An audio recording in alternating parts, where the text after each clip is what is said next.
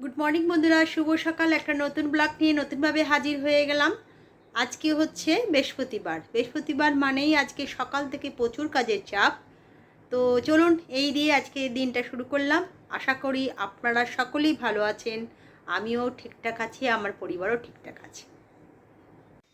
আজকের সকালে জলখাবার করেছি তিকোনা পরোটা আর কুচো কুচো আলু দিয়ে টমেটো দিয়ে তরকারি। এই দিয়ে ওর বাবাকেও টিফিনে দিয়ে দেবো, আর ছেলেকেও এখন দিয়ে দিচ্ছি।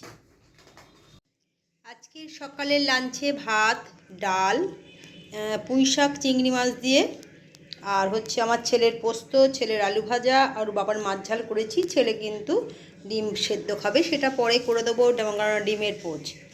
এই দিয়ে আজকে সকালের লাঞ্চটা আমাদের হয়ে যাবে। পুঁই শাক, ডাল, আলু ভাজা, পোস্ত, মাছ ঝাল আর ভাত। আজকে একটা বিশেষ কাজে গড়িয়ায় গোলপার্কে গেছিলাম। ওখান থেকে বাস ধরে ফেরার সময় আশেপাশে যেরকম পরিবেশ দেখলাম আপনাদের দেখানোর চেষ্টা করলাম।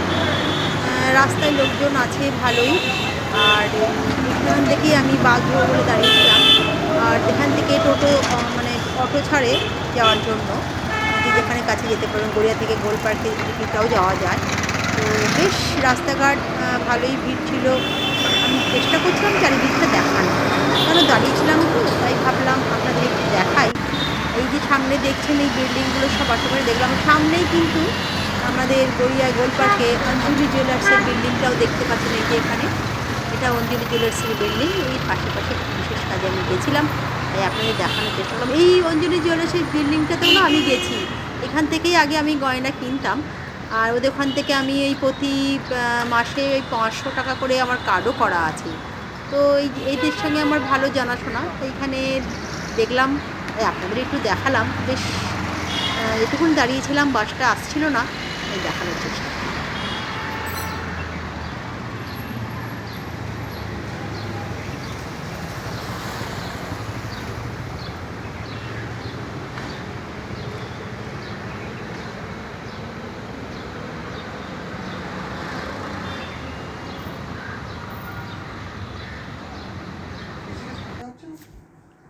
বন্ধুরা, চলে এলাম একটু কথা বলতে। একঘেয়ে গরম আর পোষাচ্ছে না। সকাল থেকে সেই সূর্যি মামা যে উঠেছে, আর সারাটা দিন সূর্যি মামা আমাদের যেভাবে জ্বালাচ্ছে, যেভাবে টেম্পারেচার বাড়ছে, আর নেওয়া যাচ্ছে না। পড়ানো, সমস্ত কাজ তো করতে হয়, পড়ানো আছে, পড়িয়ে উঠে যে একটুখানি বেরোই। আজকে এত গরম লাগছে যে আজকে আর বেরোতে ইচ্ছাই করছে না। সারাটা দিন পচে পচে ঘরেই পচে রইলাম। এই যে আর কতদিন যাবে, না বৃষ্টি আছে না কিছু, আর পারা যাচ্ছে না। আমি তো অতিষ্ঠ হয়ে গেছি এই গরমে। এতটা গরম পড়েছে, না খেয়ে শান্তি, মনে হচ্ছে শুধু জলই খাই, খেয়েও কিন্তু শান্তি হচ্ছে না। তার মধ্যে তো সব কিছু করতেই হবে, পড়ানোটাও আছে। তারাও পড়তে আসছে, সেগুলো বাচ্চাগুলোরও খুব কষ্ট হচ্ছে। মিস আর ভাল লাগে না গরমে। সত্যি গরমের 2 ঘন্টা একভাবে পড়া তাদের পক্ষেও অনেকটা চাপের ব্যাপার হয়ে যাচ্ছে। তার মধ্যে পড়া হচ্ছে, একটুখানি কথাও হচ্ছে, মাঝে মাঝে 10 মিনিট ব্রেক না দিলে বাচ্চাগুলো কি করে নিজেদের সামলায়। আমি ওই জন্য মাঝে মাঝে 10 মিনিট ব্রেক দিই, যে একটুখানি 2 ঘন্টার মধ্যে যদি একটু 10 মিনিট ব্রেক দেওয়া যায়। হ্যাঁ, এই নিজেদের মধ্যে একটু কথা বলে নিল, 10 মিনিট নিজেদের মধ্যে কথা বলে কি তারপর আবার পড়াশোনা শুরু করো। সেটা আমার ছেলেও পড়তে পড়তে 10 মিনিট একটুখানি বাইরে ঘুরে এলো, একটু বল নিয়ে খেলে এলো, গল্প করে এলো, তাহলে ভালো লাগবে। তো হ্যাঁ, ওদের সঙ্গে একটু গল্প করে এলো। হ্যাঁ, ও পড়তে পড়তে ওদের সঙ্গে একটু কথা বললো, কে পড়া করেছিস, কে পড়া করিসনি, সব একটু কথা বলে ওরও মনটা ভালো লাগে। 10 মিনিট একটু ও রেস্ট নিয়ে আসে, ওদের সঙ্গে একটু কথা বলে আসে। তো এইভাবেই চলছে, আর পারা যাচ্ছে না।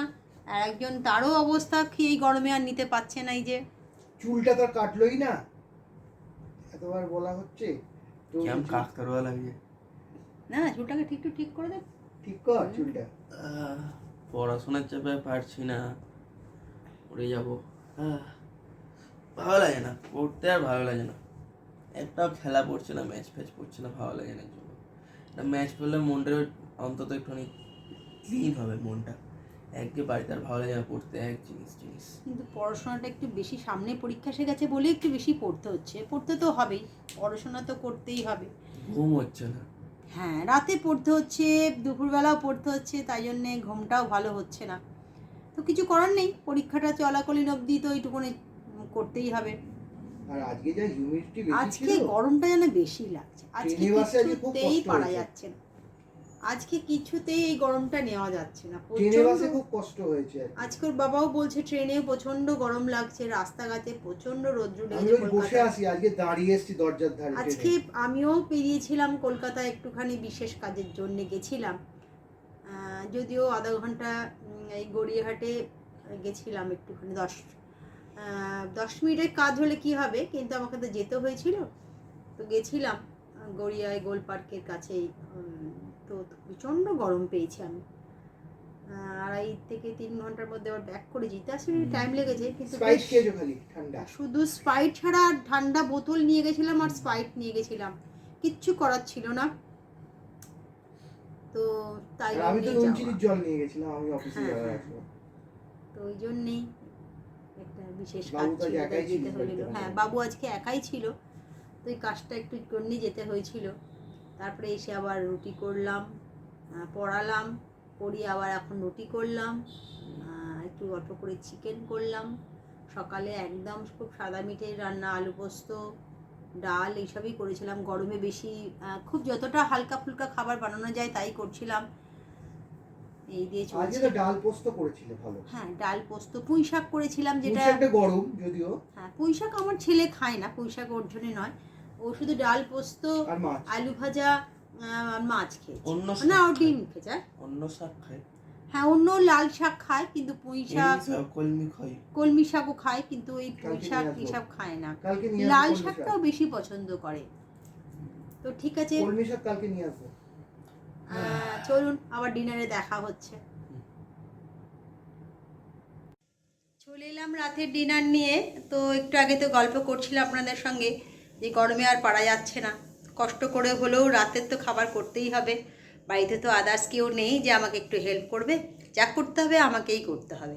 হ্যাঁ, ছুটি যেটা থাকলে আমার হাজব্যান্ড অবশ্যই হেল্প করে দেয়, কিন্তু আজ তো অফিস ছিল, তাই হেল্প করার কোনো প্রশ্নই ওঠে না। সোম থেকে শুক্র তার হেল্প করার কোনো স্কোপ থাকে না, তবে শনি রবিবারটা বাড়ি থাকলে অবশ্যই করে।